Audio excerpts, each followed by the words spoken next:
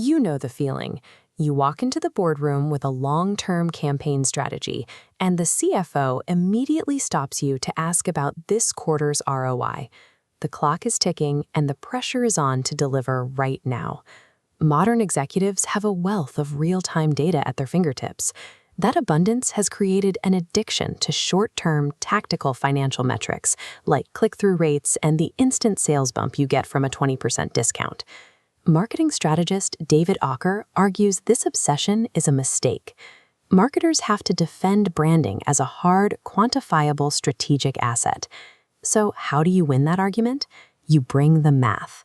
We're going to look at 4 pieces of undeniable proof you can present to the C-suite, showing that brand assets deliver tangible bottom-line value.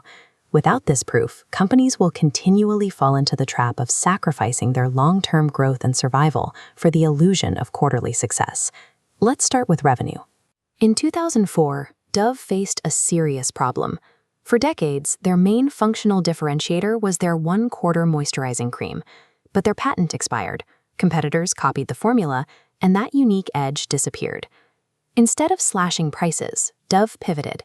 They built deep emotional brand equity with the Real Beauty campaign, challenging the industry's beauty standards. This chart shows the financial result of that emotional connection. Over the life of the campaign, Dove sales climbed from a baseline of $2.5 billion all the way to over $6.5 billion. When executed correctly, emotional equity serves as a direct driver of massive, hard revenue. Brand value also operates on a granular level. It acts as an efficiency multiplier for every single marketing dollar you spend. Consider the psychological concept of passive attention. Studies show that when a brand has high relevance, it successfully registers in a consumer's brain even when they are looking at their phone or scrolling past an ad without actively focusing on it.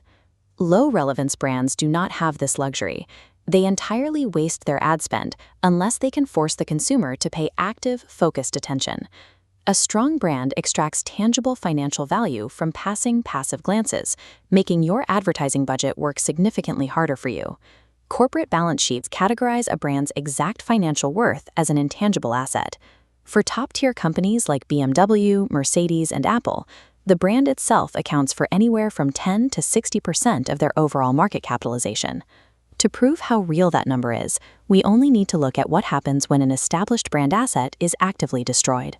After acquiring Twitter, Elon Musk began stripping away established brand assets, including the iconic blue bird and the rare cultural status of tweeting. Following the rebrand to X, ad revenue dropped 55%. The company's valuation suffered a massive 72% loss, plummeting from the $44 billion purchase price down to $12.5 billion. Brand equity is a concrete financial pillar. Mismanaging or destroying it literally vaporizes billions of dollars in corporate value overnight. The final piece of evidence for the C-suite ties all of this directly to the ultimate corporate scorecard: stock market performance. A study by researchers Aaker and Jacobson mapped stock returns against changes in standard earnings. Then they measured brand equity. The data revealed brand equity impacts stock returns 70% as much as actual earnings. Equity is statistically proven to drive shareholder value just as powerfully as traditional business operations. Strong brand assets serve as the indispensable enablers of long-term organizational strategy. The next time you find yourself pressured to run a price-slashing promotion just to hit a quarterly target, you are equipped with the data, the case studies, and the financial logic to push back. Investing in the brand secures the long-term health of the bottom line.